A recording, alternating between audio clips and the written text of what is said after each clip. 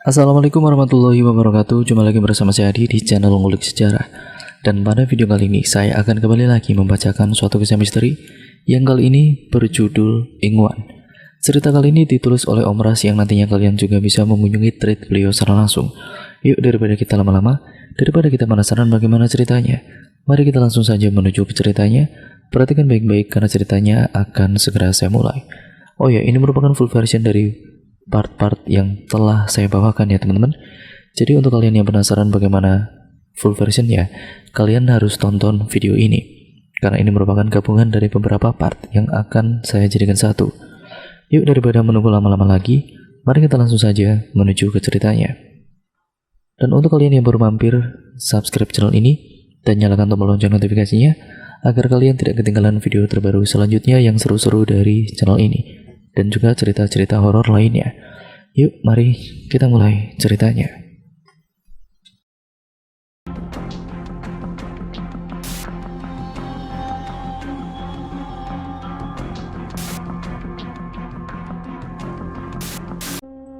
Sudah 7 tahun mereka menikah tapi belum juga dikaruniai anak.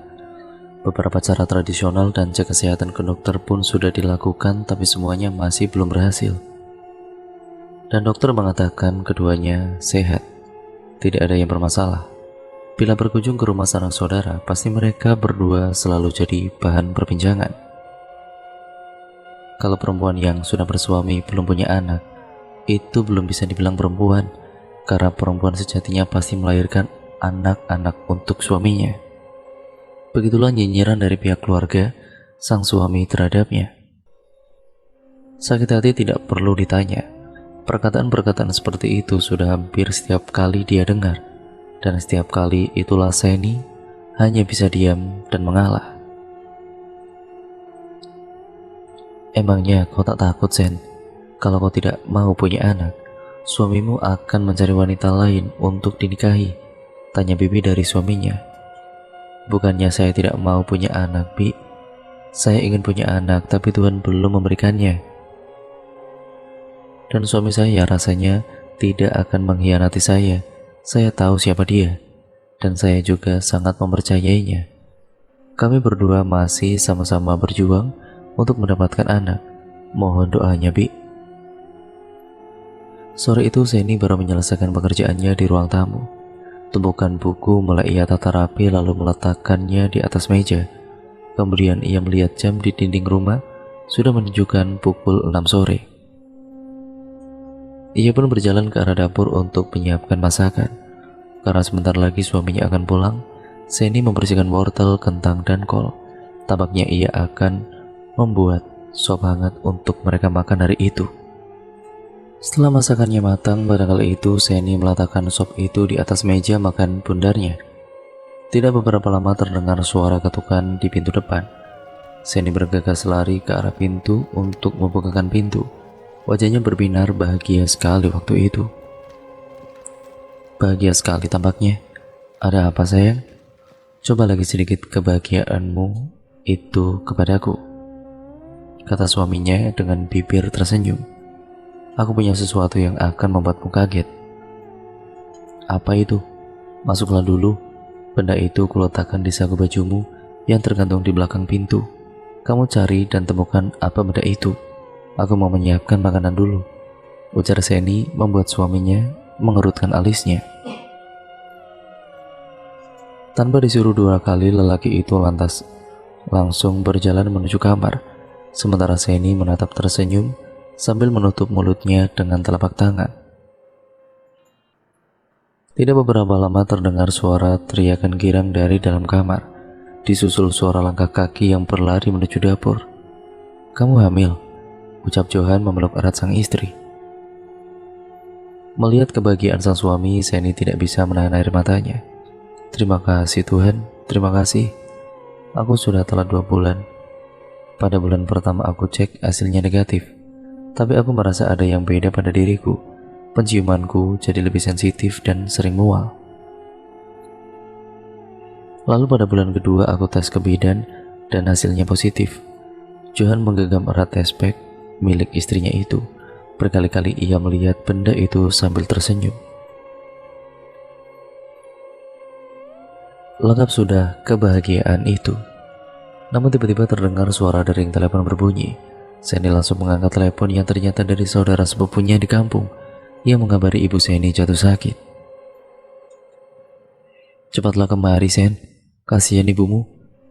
Terus-terusan menyebut namamu," ujar sepupunya di seberang telepon mengakhiri obrolan singkat mereka. Raut wajah Seni berubah. "Aku harus bagaimana?" tanya Seni pada suaminya. "Tidak ada pilihan lain lagi. Kamu harus pulang." "Ya terus aku?" "Ya kita. Besok aku ambil cuti saja. Dan setelah itu kita pulang langsung ke kampung." Seni menghela nafas panjang dan ia mengingat kembali pada 5 tahun yang lalu, di mana pada saat itu pertengkaran antara ia dan ibunya bermula. Ibunya sampai mengaramkan Seni untuk masuk ke dalam rumah itu lagi. Dan semenjak saat itu Seni tidak pernah pulang ke kampung. Ia hanya berhubungan dengan saudara sepupunya untuk sekedar bertanya kabar sang ibu atau mengirimkan uang. "Apa tidak apa-apa aku masuk ke dalam rumah yang bahkan sudah ibuku haramkan untukku?" tanya Seni lagi. "Sudahlah, tidak apa-apa. Semua orang yang sedang emosi kadang-kadang memang mengeluarkan kata-kata atau kutukan yang tidak masuk akal. Jadi aku yakin beliau tidak bermaksud lain, hanya terbawa emosi saja." Seni mengangguk. "Aku yakin saudara-saudaramu pun pasti sudah ada di rumah itu." Sekitar pukul 11 siang Seni dan suaminya sudah berangkat. Ia juga singgah di beberapa toko untuk membeli oleh-oleh. Jalanan menuju kampungnya masih sangat asri. Jalanannya pun belum beraspal, hanya tanah kuning yang dilapisi batu. Kalau hujan turun pasti jalanan itu menjadi sangat licin sekali. Dari jauh Seni mengerutkan alisnya begitu melihat halaman rumah ibunya tersebut. Seperti tidak ada orang, bahkan rumput-rumput di sekitar pohon mangga dibiarkan memanjang tidak terurus. Kurungan ayam di samping rumah milik ibunya pun sudah tidak tampak lagi. Seni berjalan ke arah teras, yaitu teras rumah dengan hati-hati.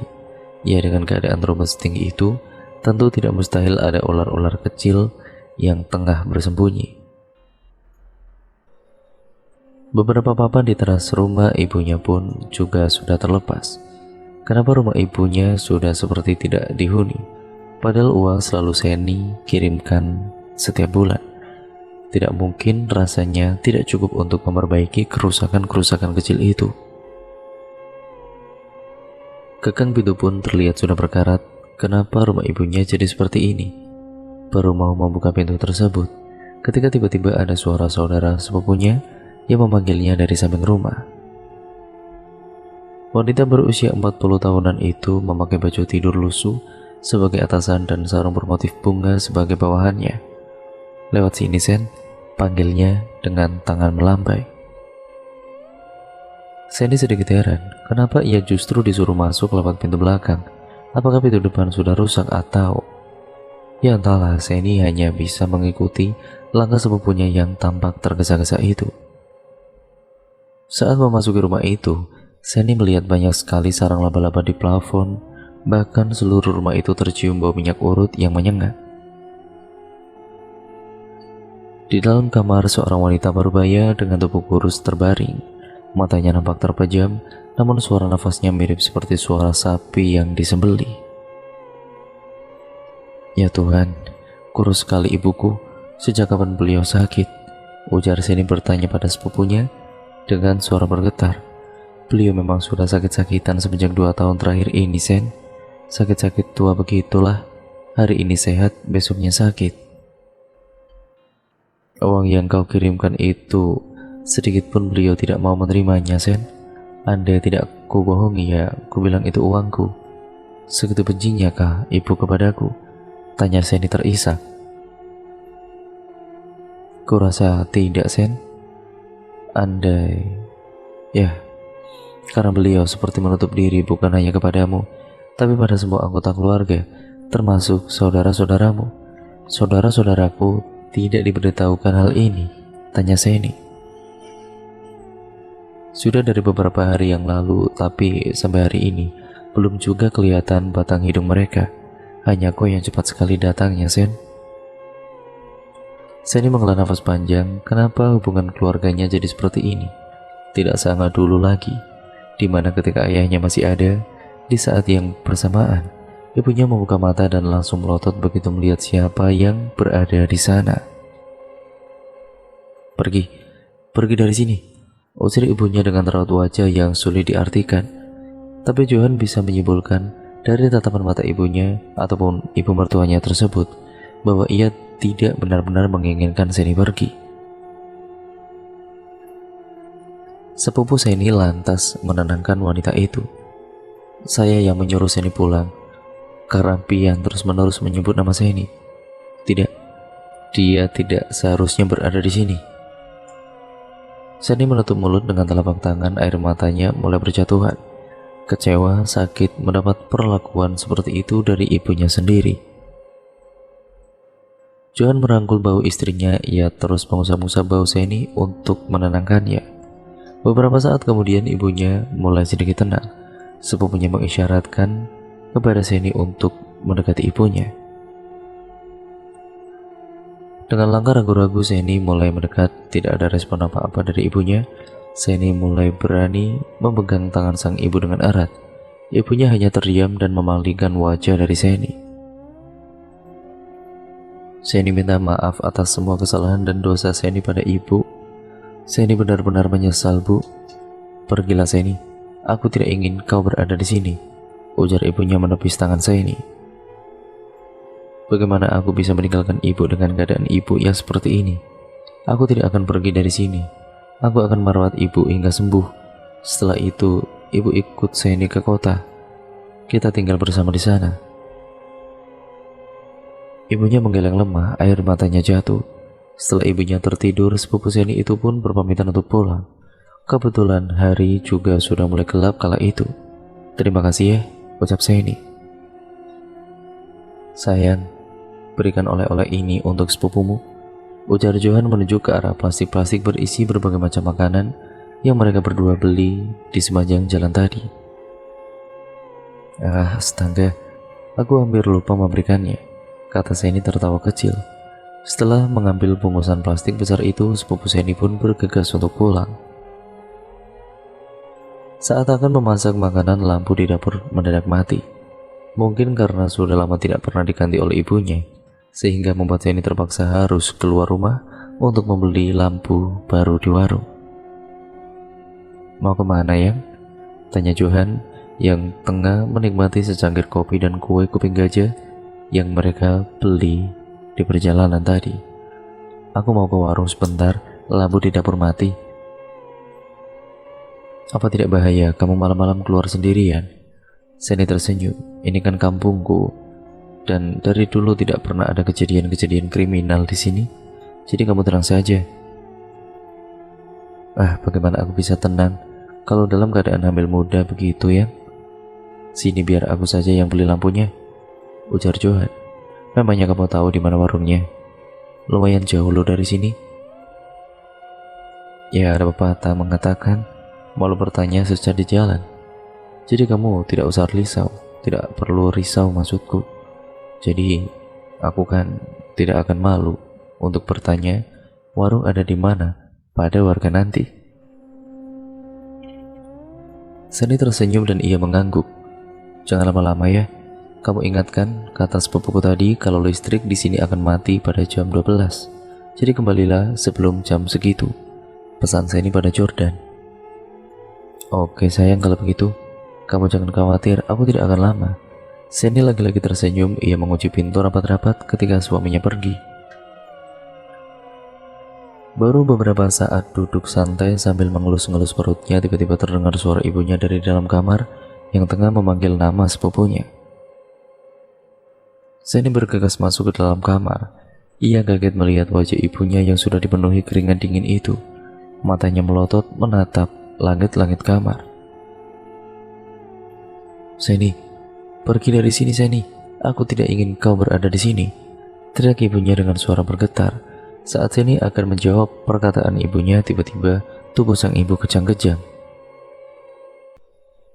Seni mencoba menenangkan, namun itu tidak cukup membantu.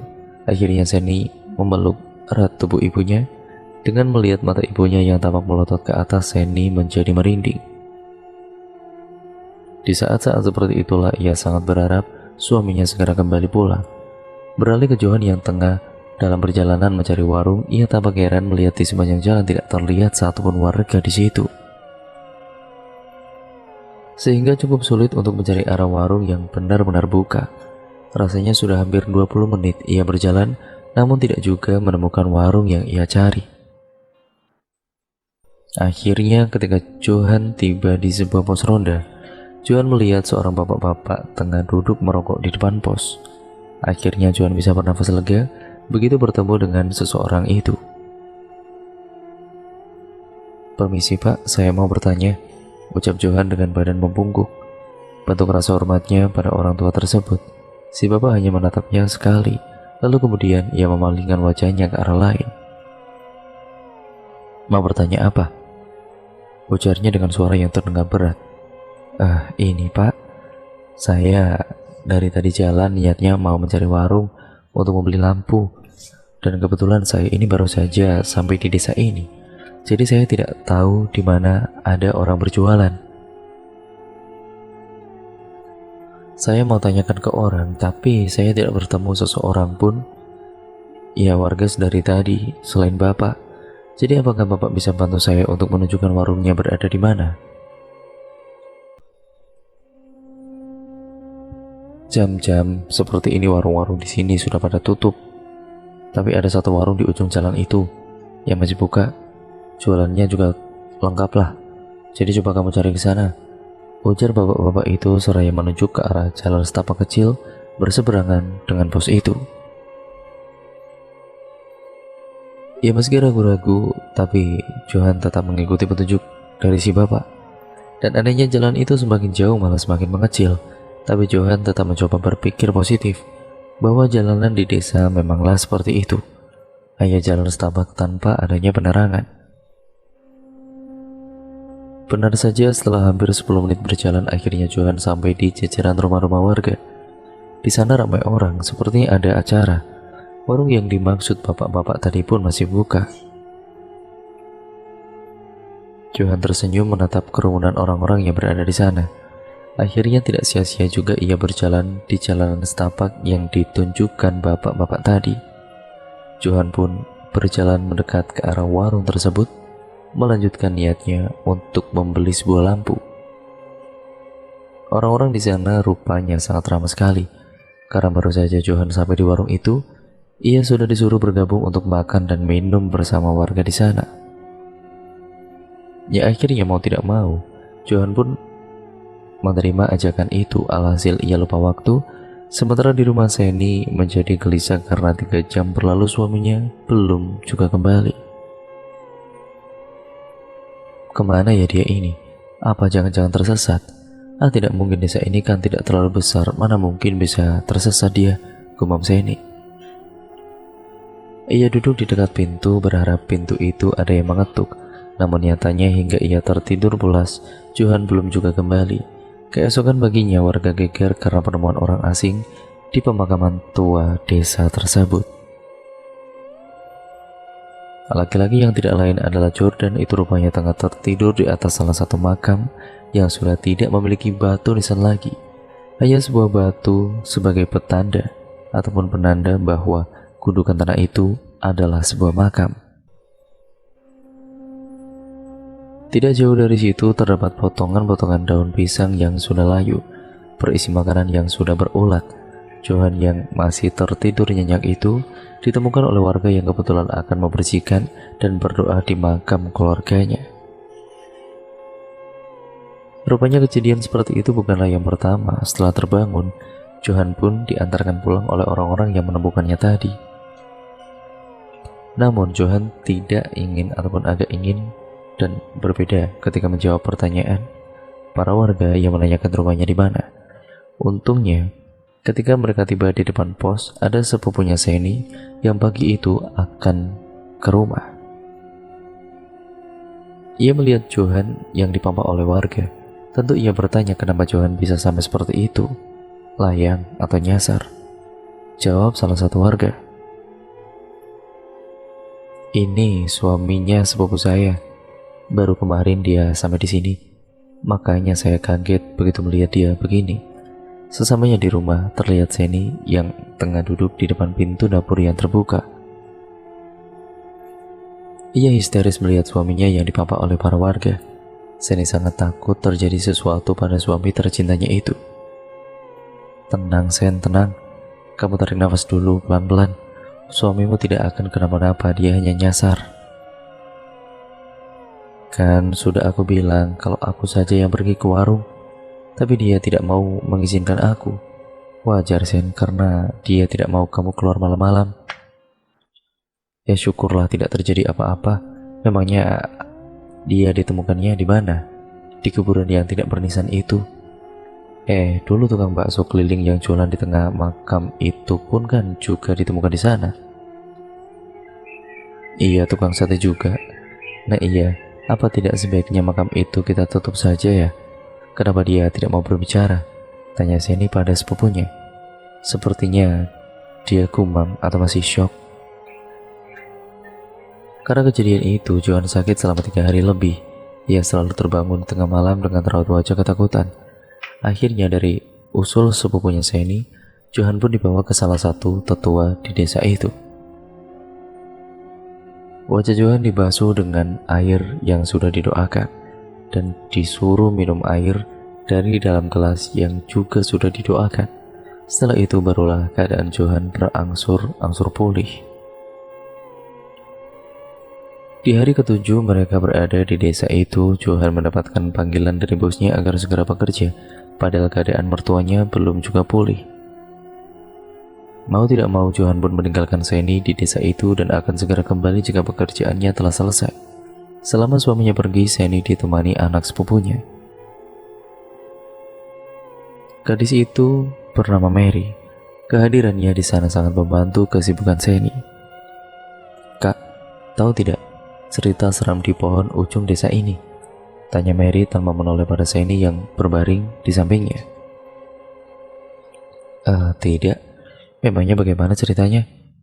2 tahun yang lalu, ada anak kecil yang hilang. Dia waktu itu disuruh ibunya untuk menjemput ayahnya di ladang. Kira-kira sekitar pukul 5 sorean. Tunggu menunggu anak itu tidak kunjung kembali. Sampai ayahnya pulang pun anak itu juga tidak kembali. Orang-orang geger waktu itu. Ada sebagian ibu-ibu yang menyalahkan ibu dari anak itu, yang katanya bodoh menyuruh si anak ke ladang sendirian. Dan ada pula yang tidak mau menyalahkan, kemudian mereka menyarankan untuk segera mencari si anak sebelum terlambat. Mereka mencari ke sekitar ladang, sebagian keliling kampung, dan yang lainnya masuk ke hutan. Ya, tapi itu semua nihil, anak itu tidak juga ditemukan. Cerita Mary terhenti, gadis itu menarik selimutnya hingga menutupi seluruh tubuh yang hanya menyisakan bagian kepalanya saja. Lalu Mer? Tanya Seni penasaran. Lalu orang-orang pun akhirnya pulang dan berkumpul di rumah orang tua si anak. Oleh tetua kampung yang hadir, mereka disarankan untuk mencari anak itu di sekitar pohon beringin yang berada di jalan arah ke ladang ayah si anak. Sambil membawa peralatan dapur seperti nyiru, panci, wajan, dan lain-lain, benda-benda itu dipukul-pukulkan oleh warga sambil terus meneriaki nama si anak yang hilang. Timah! Timah! Teriak mereka waktu itu, antara percaya dan tidak percaya. Ketika salah satu orang mengarahkan senter ke atas pohon, mereka melihat anak itu di sana. Akhirnya si ayah langsung memanjat pohon untuk menjemput anaknya. Tubuh si anak lemah sekali dan seluruh tubuhnya juga terdapat lendir yang berbau. Kata tetua kampung, si anak disembunyikan oleh makhluk halus.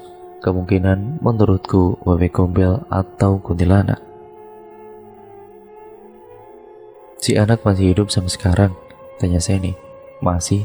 Besok Mary bawa ke sini ya kak anaknya, jawab Mary.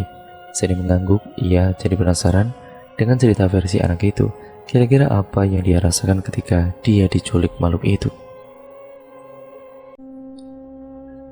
Malam semakin larut, suara jangkrik menemani mereka malam itu. Tidak butuh waktu lama, Mary sudah tertidur sementara Seni masih terjaga. Pagi-pagi sekali sepupunya sudah datang membawakan nasi kuning dan masak habang telur. "Enak kan kak masakan mama?" tanya Mary. "Kenapa kak?" "Bukan kakak Mer tapi tante," ralat ibunya. "Kakak saja lah mah, lagi pula kak Seni masih muda dan cantik. Tidak pantas rasanya panggil tante," tolak Mary. "Mana bisa begitu Mer, tante Seni ini kan adik sepupunya mama." Seni hanya tersenyum menatap gadis itu.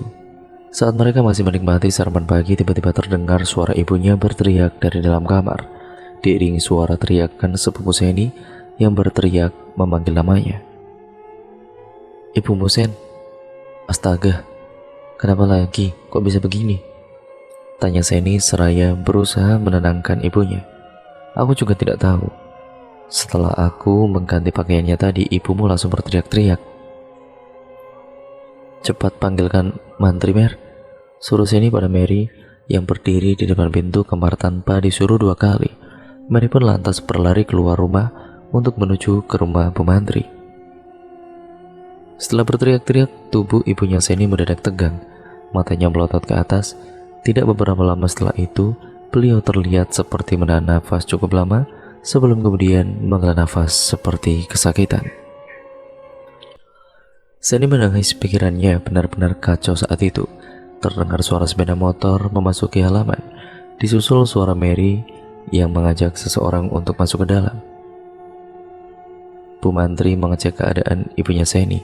Beberapa kali beliau memanggil-manggil nama ibunya Seni, namun tidak ada respon sama sekali. Bu Mantri menatap sepupunya Seni seperti mengisyaratkan sesuatu. Seakan paham dengan isyarat yang diberikan oleh Bu Mantri, sepupu Seni langsung keluar dari dalam kamar, dan tidak lama setelahnya orang-orang mulai berdatangan, membuat Seni paham akan maksudnya tersebut. Benar saja, tidak lama kemudian ibunya Seni mengembuskan nafas terakhirnya di pelukan Seni yang mengiringi kepergian sang ibu dengan linangan air mata. Singkat cerita, seusai pemakaman ibunya, Johan mengajak istrinya untuk pulang. Namun Seni tidak mau karena ia akan membereskan rumah ibunya terlebih dahulu dan membagi-bagikan pakaian milik ibunya pada orang-orang yang bersedia memakainya. Anehnya, meskipun ibu mereka sudah meninggal, saudara-saudara Seni tidak ada satupun yang datang. Mereka beralasan, ya ini itu, agar tidak dapat pulang. Ya, Seni tentu kecewa pada saudara-saudaranya. "Apa itu Mer?" tanya Seni pada Mary yang memegang benda mirip rumah kecil yang terbuat dari pohon kayu kenanga. "Entahlah, tadi ketemu di atas itu, sepertinya rumah-rumahan bekas kakak dulu ya." Seni mengambil rumah kecil seukuran kotak coklatos itu di tangan Mary. "Rasanya aku tidak punya mainan seperti ini," ujar Seni. "Kalau begitu buat aku saja ya kak," kata Mary. Seni terdiam, tapi ia merasakan getaran halus yang aneh ketika memegang benda itu. "Jangan Mer, taruh saja di tempat kamu menemukannya. Kakak rasa ini bukan benda yang bisa dimain-mainkan." "Maksud kakak ini rumah milik hantu?" tanya Mary tersenyum, berniat menakut-nakuti Seni. "Kalau benar itu rumah hantu, hati-hati, karena kamu yang duluan memegangnya," ujar Seni balik menakut-nakuti Mary. 2 hari kemudian, Seni dan Johan pun kembali pulang ke rumah mereka. Tapi entah kenapa semenjak pulang dari kampung, Seni merasa bagian tekuknya terasa berat sekali. Kadang-kadang kakinya juga sakit bila berjalan. "Bawaan hamil mungkin." "Ya memang begitu sayang," jawabnya si istrinya Seni ini. "Ya makanya kamu tidak usah kerja dulu, istirahat saja di rumah." "Ya begitulah," jawab Johan ketika Seni mengeluhkan sakit yang ia rasakan. Anehnya, sakit di tengkuk dan kakinya tidak hilang meski sudah dipijit. Rasanya seperti tengah menggendong anak kecil, keluh Seni. Tidak hanya sakit tengkuk dan kaki, sungguh seminggu ini Seni juga bermimpi sangat aneh. Ia mimpi bertemu dengan perempuan yang mengelus perutnya dengan wajah datar, namun bibirnya menyeringai. Karena mimpi-mimpi itulah Seni menjadi agak penakut. Ia juga merasakan jika ada mata-mata yang terus memperhatikannya setiap saat. Seperti siang itu Seni baru saja terbangun dari tidurnya dengan wajah pucat berkeringat dingin. Nafasnya pun tidak beraturan. Setelah sedikit lebih tenang, ia beranjak dari tempat tidurnya, lalu berjalan ke dapur untuk membuat secangkir susu hangat. Saat ia kembali, HP-nya yang terletak di atas tempat tidur itu pun berdering. Namun ketika diangkat, panggilan itu mati. Ia melihat banyak sekali panggilan tidak terjawab dari sepupunya. Itu yang membuat Seni penasaran apa ya kira-kira yang ingin dikatakan oleh sepupunya itu. "Halo," kata Seni ketika panggilan itu sudah terhubung. "Apa benar kau memegang rumah-rumahan kecil yang ada di rumah ibumu itu, Sen?" tanya sepupunya tanpa berpipu lagi. "Iya, memangnya kenapa?" Setelah mendengar jawaban Seni itulah terdengar suara sepupunya yang langsung memarahi Mary. Kemungkinan Mary ikut ibunya menelepon. "Itu rumah Kanti, rumah peliharaan keluarga ayahmu. Kanti bisa mengganggu jabang bayi yang dikandungan kamu, Sen. Kalau terlambat diberi makan, siapapun keturunan yang memegang rumahnya itu, dialah yang harus memberikan makan. Kau ingat anak saudaramu yang lumpuh dan yang cacat setelah itu?" Seni terdiam. "Apa iya?" pikirnya. "Kau tidak curiga kenapa anak-anak yang dilahirkan saudaramu bisa jadi seperti itu semua? Seperti anak yang dihasilkan dari pernikahan sedarah?" Aku masih tidak mengerti." "Ya itu karena ulah Kanti, Sen. Saudaramu sudah diganggu karena terlambat memberikan makan, dan itulah alasan ibumu melarang kalian semua ke Bali," ujar suara sepupunya. Ya, benar-benar nyaring sekali. "Lalu aku harus bagaimana sekarang?" tanya Seni. "Dan sebelum terlambat, kau harus memberikan makanan, karena Kanti akan terus menunggu di dekatmu hingga usia kandungan 7 bulan. Setelah memegang rumah itu, kau sudah seperti ataupun kau sudah pernah diberikan mimpi-mimpi aneh?" "Iya, aku sering bermimpi aneh. Ada perempuan yang mengelus-ngelus perutku, wajahnya datar dan bibirnya menyeringai menakutkan. Di bagian tengkuk serta kakiku akhir-akhir ini juga terasa sakit. Sudah dipijit dan dibawa ke dokter, tapi semuanya bilang baik-baik saja, atau karena faktor kehamilan." "Dia ada di sekitarmu, Sen. Baiklah, besok aku akan pergi ke rumahmu," ujar sepupunya mengakhiri obrolan mereka. Seni semakin merasa ketakutan berada di rumah itu. Dan akhirnya ia memutuskan untuk keluar, bertamu pada salah satu tetangganya. Tidak terasa hari sudah mulai sore. Seni pun berpamitan pada tetangganya untuk pulang. Namun sesamanya ia di rumah, Seni malah duduk diam di teras, yaitu di teras rumahnya sambil menunggu suaminya. Tidak beberapa lama suaminya pun pulang. "Maaf, aku agak terlambat hari ini, sayang. Di toko di sekitar tempat kerjaku tidak ada jual makanan yang kamu pesan, makanya aku mencari ke tempat lain," ucap Johan. Iya, gak apa-apa. Maaf sudah merepotkanmu." Johan tersenyum, lalu mengelus kepala istrinya. "Kamu sama sekali tidak merepotkanku. Ya, kalaupun aku harus mencari pesananmu itu sampai ke bulan, aku akan tetap pergi mencarikannya." Seni tersenyum mendengar jawaban lucu suaminya. "Terima kasih untuk segalanya yang sudah kamu berikan. Tidak terbebas dan juga tidak terbalas jasa-jasamu, karena sudah mengandung suriatku dan ya menemaniku di saat susah maupun senang. Dan apa yang kulakukan untukmu itu karena kamu memang pantas mendapatkannya.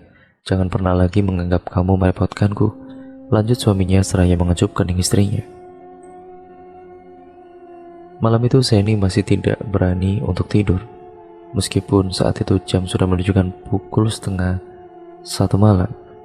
Ya, berkali-kali Seni bolak-balik di tempat tidur dan menonton film-film lucu untuk membuang rasa kantuknya. Namun tetap saja ia tidak bisa. Wajah perempuan itu seakan-akan melekat di ingatannya. "Kamu kenapa, sayang?" tanya suaminya yang terbangun karena ingin buang air kecil. "Aku tidak bisa tidur." "Mungkin kamu kebanyakan minum kopi. Aku malah tidak menyentuh kopi seharian ini." Johan bergegas ke kamar kecil, lalu ketika ia kembali, Johan lantas merentangkan tangannya di atas tempat tidur dan menyuruh Seni untuk berbaring di lengannya. Akhirnya dengan begitu Seni mulai tertidur. Keesokan harinya menjelang pukul 3 sore, sepupunya dan Mary datang ke rumah Seni. Lama sekali sampainya. Ya maklumlah Sen, kami naik angkutan umum bukan naik kendaraan pribadi. Seni tertawa, ia sedikit terhibur dengan kedatangan sepupunya itu. Aku kesulitan tidur malam ini. Ya, bayangan perempuan itu terus-menerus muncul. Kalau apa yang kamu katakan itu benar, aku ingin membuang ingwan itu. Sayangnya kau tidak bisa membuang ingwan itu, Sen. Sampai kapanpun dia akan ikut dengan darah keturunan ayahmu, dengan kalian bersaudara. Tapi untuk menghindari gangguannya, kau bisa memberikan dia makan. Tapi aku tidak mau. Ini bukan tentang mau atau tidak mau. Ini bukan pilihan, Sen. Tidak bisa dipilih. Kau tahu saat Mary menceritakan itu, aku kehilangan kendali, Sen. Kupukul Mary, kumarahi dia. Tapi setelahnya aku sadar, itu tidak akan merubah situasi. Yang harus dilakukan sekarang adalah memberikan Kanti itu makan, agar dia tidak mengganggu bayimu. Baiklah, sekali ini aku akan memberikan makhluk itu makan, itu pun demi anakku. Tidak bisa hanya sekali, Sen. Yang aku tahu persembahan untuk Kanti diberikan pada usia kandungan 4 bulan, lalu 7 bulan, dan setelah melahirkan. Seni terperajat kaget mendengar jawaban dari sepupunya tersebut. Ia tidak menyangka bila ingwan itu sangat menyusahkan sekali. Memangnya keistimewaan makhluk itu apa ya? Kok sampai dipelihara segala sih? Menyusahkan, umpat Seni. Aku juga tidak begitu tahu, Sen. Entah untuk apa orang tua-tua dulu memelihara makhluk seperti itu. Kalau buaya lebih mending, karena sedikit banyaknya berguna untuk kita. Tapi kalau Kanti ini, aku sendiri tidak tahu apa manfaat memelihara makhluk itu. Wujud Kanti itu seperti apa? Ya entahlah, ada yang mengatakan sosoknya mirip seperti kuntilanak, dan ada juga yang mengatakan sosok anak kecil. Aku juga tidak tahu, karena aku sendiri tidak pernah melihat penampakannya secara langsung. Jenis-jenis ingwan-ingwan itu yang seperti Kanti, Bima, hantu beranak dan sejenisnya itu hanya menyiksa bila terlambat diberi makanan. Lanjut sepupunya. Jadi kapan dia diberi makan? Kalau mendengar ceritamu tentang mimpi itu, kau harus cepat-cepat diberikan makanan ataupun memberikan makanannya. Ya karena dia sudah mulai mengganggumu kan? Tapi suamiku pasti tidak mau. Entahlah, sekarang aku bingung. Malam itu mereka makan bersama sambil mengobrol hangat. Johan tampak sangat senang dengan kedatangan keluarga istrinya tersebut. Berbeda dengan Seni yang terlihat muram dan banyak melamun. Ketika Mary dan Seni tengah menonton acara TV, Johan dan sepupunya Seni mengobrol di teras rumah. Sangat lama keduanya mengobrol dan kriet. Pintu kamar terbuka, Johan masuk dengan wajah tersenyum. Kalau begitu masalahnya, kenapa kamu tidak cerita? Tanya Johan tiba-tiba. Sepertinya sepupunya Seni telah menceritakan semuanya pada Johan sewaktu mereka mengobrol di teras tadi. Seni terdiam. Dia tidak dapat menjawab sepatah kata pun pertanyaan dari suaminya itu. Hanya hela nafas berat yang terdengar. Aku tidak marah dan tidak pun menolak melakukannya jika memang itu harus. Tapi kamu kan bukan orang yang percaya dengan hal-hal seperti itu. Aku sendiri pun rasanya masih sulit untuk percaya. Semenjak kejadian malam itu di kampungmu, aku benar-benar percaya kalau mereka itu memang ada. Keesokan harinya sengaja Johan pulang kerja lebih awal karena ia akan membantu istrinya untuk mencari bahan-bahan yang dibutuhkan guna membuat makanan yang akan dipersembahkan malam itu. Pisang, rokok linting lengkap dengan simpa atau pinangan atau sekapur sirih, gula, kopi, uang logam, berbagai macam jenis kue, dan lain-lain selengkapnya. Beserta rumah Kanti yang baru saja dibuat dari kayu kenanga. Semua itu disediakan di dalam wadah besar di dekat rumah Kanti tersebut. Seni disuruh membuka rumah Kanti yang baru itu dan mengatakan bahwa semua makanan yang sudah disediakan untuk Kanti tersebut merupakan penukar agar Kanti tidak lagi mengganggu Seni dan kandungannya. Lalu sepupunya itu membacakan sesuatu dan setelahnya rumah Kanti tersebut pun diletakkan di atas plafon rumah Seni dan benar saja. Setelahnya saat Seni tidur, ia tidak lagi memimpikan perempuan tersebut. Keesokan harinya sakit pada tengkuk dan kakinya pun sudah sembuh dalam waktu semalam. Besok kami akan pulang, Sen. Aku ingin berpesan kepadamu, jangan kamu ingat aku berkata seperti ini untuk mengekangmu. Tapi aku memang benar-benar peduli dan sayang terhadap kamu. Mulai hari ini jangan lagi tidur berbantalkan guling, dan jangan merobek kain apapun. Jangan merebus telur dengan panci tertutup, jangan menjahit pakaian, jangan makan jantung pisang, dan terakhir jangan keluar di waktu maghrib, ujar sepupunya itu. Memangnya kenapa? Bisa tolong jelaskan? Tanya Seni. Ini sebenarnya pantangan untuk semua ibu hamil. Jangan berbantalkan guling karena takut nanti saat lahir tubuh bayi terhalang di jalan keluar itu sehingga bisa membahayakan si ibu dan bayi. Jangan merobek kain karena nanti anak bisa sumbing. Jangan merebus telur dengan panci tertutup karena anak bisa bisu. Jangan menjahit karena nanti mata atau mulut anak bisa menyatu atau cacat. Jangan makan jantung pisang karena nanti bisa kena puyuh. Ya, semakin bertambah usia tubuhnya akan semakin mengecil. Dan yang terakhir itu seharusnya kamu tahu kalau ibu hamil sepertimu ini jangan pernah keluar waktu maghrib karena banyak makhluk halus berkeliaran. Ibu hamil akan jadi incaran mereka sebab ibu hamil memiliki darah yang manis dan beraroma wangi. Seni mengangguk. Sebenarnya masih banyak lagi pantangan untuk ibu hamil yang harus dijalankan selama kehamilan agar persalinan lancar dan normal, juga mendapatkan anak yang sehat tanpa cacat, lanjut sepupunya. Tapi kita kan sudah modern, kenapa harus ikut pemantangan seperti itu? Modern boleh, tapi pemantangan itu juga harus. Bukan hanya pemantangan di saat hamil, pemantangan juga dilanjut setelah melahirkan. Tapi pemantangan hamil dan setelah melahirkan tentu saja berbeda. Dan semua itu untuk kesehatan tubuh jangka panjang. Dalam keluarga kita harus berpantangan. Seni lagi-lagi mengangguk. Kamu paham sekarang? Iya, aku paham, aku mengerti. Dan aku berjanji akan selalu ingat pesan-pesanmu itu. Bukan hanya sekedar diingat ya, tapi harus dijalankan. Iya, aku janji. Rumah kembali sepi ketika saudara sepupu dan anaknya itu pulang. Seni berbaring di atas tempat tidur sambil membaca buku-buku novelnya. Tidak terasa hari berganti minggu dan minggu pun berganti bulan. Perut Seni sudah membesar dan ia sering merasa kesakitan di sekitar pinggang juga kaki. Tanpa kabar melalui telepon hari itu sepupunya Seni berkunjung kembali ke rumah Seni bersama dengan Mary.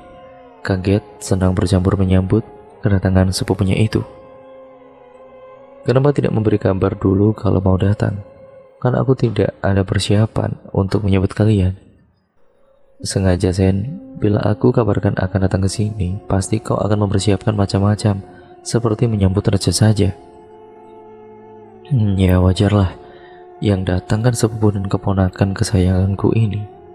Seni langsung menelepon suaminya minta dibelikan berbagai macam makanan ringan dan lain-lain.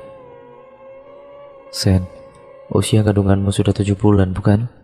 Di usia kandungan seperti ini, kamu harus mandi-mandi dan memberikan Kanti makanan lagi. Untuk itu aku datang kemari. Iya, aku tahu. Di hari apa sebaiknya kita lakukan itu? Besok kita persiapkan dulu, Sen. Karena di 7 bulan ini, makanan Kanti pun semakin banyak. Seni menghela nafas panjang, meski agak kesal dengan ingguan tersebut. Tapi Seni tidak bisa membantah. Keesokan harinya, sepupunya Seni menyiapkan semuanya sendiri. Di dalam wadah besar itu ada kelapa muda, kelapa tua, beras pulut, telur ayam kampung, rokok linting, simpa, berbagai macam kue, juga olahan dari daging ayam kampung, hati ayam dan juga koin-koin logam mulai dari 100 hingga 1000 rupiah. Banyak sekali ya ternyata, kata Mary. Iya, Makanannya jauh lebih dari yang kubayangkan, ujar Seni. Malam harinya mereka pun memulai persembahan makanan itu kepada Kanti. Rumahnya yang di atas plafon juga diturunkan. Semuanya berjalan lancar seperti waktu pertama dulu, dan keesokan harinya dilanjut lagi dengan mandi-mandi 7 bulanan. Semuanya juga dilakukan oleh sepupunya itu. Terakhir kali memberi makanan Kanti itu ketika anakmu lahir, setidaknya di usianya 40 hari. Tapi kau akan datang ke sini lagi kan? Aku akan datang, pasti akan datang, jawab sepupunya. Terima kasih ya, aku tidak tahu andai kau tidak ada. Entah bagaimana aku saat ini. Kau saudara aku, Sen. Lagi pula, kau itu kan tidak punya orang tua lagi. Tidak ada yang menegur-negurkan dan juga menjagamu. Jadi aku sebagai saudaramu harus mengambil peran untuk menjagamu itu. Seni terharu, ia meneteskan air mata. Bahkan saudara kandungnya saja tidak mau ambil peduli kepadanya. Dan sepupunya ini hanyalah sepupu, tapi bagi Seni sepupunya ini jauh lebih baik dari saudara kandungnya. Nanti setelah aku lahiran, kalian menginap lama-lama di sini ya. Iya, hari-hari Seni kembali sepi. Setiap hari ia habiskan hanya untuk membaca buku-buku dan sedikit-sedikit mengerjakan pekerjaan rumahnya. Usia kandungannya kala itu sudah menginjak 9 bulan, tinggal menunggu hari untuk persalinan, dan kebetulan hari itu Seni merasakan perutnya sangat sakit. Ia segera menelepon suaminya, namun tidak ada jawaban. Mungkin karena suaminya sedang sibuk bekerja, akhirnya Seni memberikan teriakannya, atau ya lebih tepatnya berteriak meminta tolong pada tetangganya. Untung saja tetangga Seni sangat cepat respon. Tetangga-tetangga Seni itulah yang membawanya ke klinik bersalin. Tetangga yang lain menunggu di depan rumah Seni yang tidak terkunci untuk menjaga rumah sekalian, menunggu kedatangan Johan. Johan yang baru akan beristirahat, tapi setelah melihat notifikasi panggilan dari istrinya itu pun langsung izin pulang. Setibanya di rumah, ia dikagetkan dengan keberadaan para tetangganya di depan rumah. Pikirannya sudah kemana-mana saat itu, tapi akhirnya Johan bisa bernafas lega setelah tahu alasan tetangganya berkumpul. Cepat-cepat ia menyusul istrinya ke klinik bersalin yang dikatakan oleh salah satu tetangganya tadi. Sesampainya di klinik, rupanya anak mereka sudah lahir. Maafkan aku ya sayang, aku tidak sempat mendampingimu melahirkan anak kita, ucap Johan. Semenjak kepulangan istri dan anaknya ke rumah, Johan selalu memberikan perhatian lebih terhadap istrinya. Bahkan ia juga menyewa orang untuk membantu istrinya di rumah. Aku bisa sendiri mengerjakan semuanya, yang. Tidak, kamu jangan mengerjakan apapun. Aku tidak ingin kamu sakit, kamu lelah. Kamu sudah sangat sakit dan lelah saat melahirkan anak kita. Jadi sekarang kamu harus full istirahat. Anak mereka juga sangat sehat sekali. Ketika 1 bulan usia bayi mereka, Seni berkali-kali mencoba menelepon saudara sepupunya, tapi tidak pernah tersambung. Kemana kira-kira mereka? Padahal janjinya akan datang di hari anaknya Seni lahir.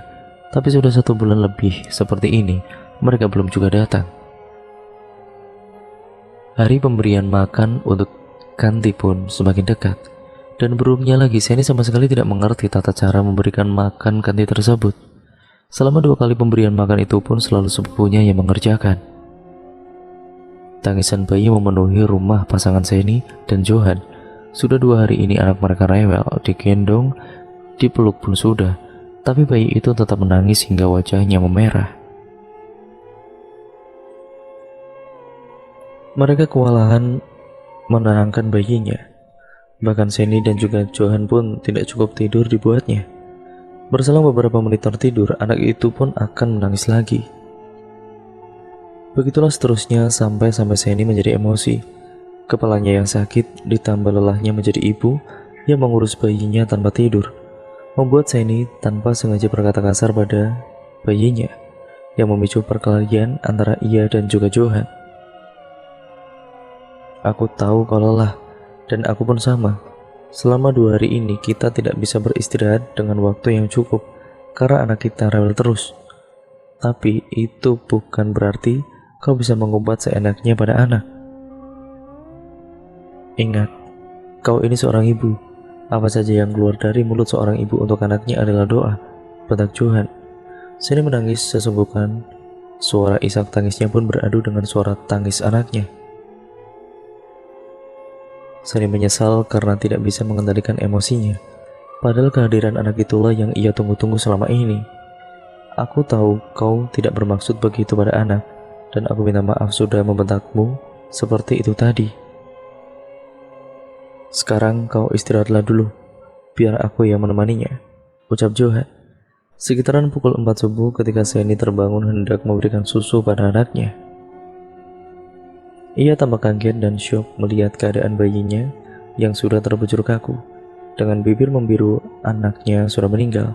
Seni histeris membangunkan suaminya yang tertidur tidak begitu jauh dari tempat tidur anak mereka. Johan terduduk, wajahnya seketika berubah antara sedih dan tidak percaya, dan brak, Seni ambruk. Banyak para tetangga berkumpul untuk membantu juga menguatkan Seni, dan juga Johan yang tampak sangat terpukul dengan kepergian anaknya itu. Tubuhnya menggigil seperti orang kedinginan. Seni jatuh sakit setelah anaknya dimakamkan. Dalam mimpinya, ia melihat perempuan dengan wajah yang menyeringai itu menggendong anaknya dan berjalan menjauh. Seni berteriak-teriak memanggil-manggil perempuan itu. Ia memohon-mohon agar perempuan itu mengembalikan anaknya. Namun ketika ia terbangun, Seni hanya melihat ruangan kamarnya. Hari itu, tepat 2 bulan setelah anaknya meninggal, Seni memutuskan untuk pulang kampung menemui sepupunya. Ia merasa kesal pada sepupunya itu, dan Seni beranggapan anaknya meninggal karena ulah dari sepupunya yang tidak menepati janji untuk datang ke rumah sewaktu bayinya baru lahir. Namun sesampainya di kampung, Seni sangat kaget melihat keadaan sepupunya yang sakit parah. Kata Mary, ibunya kapuhunan sewaktu memanen padi. Kaki sepupunya itu membiru dan tidak bisa digerakkan lagi. Itulah sebabnya ia tidak bisa datang ke rumah Seni.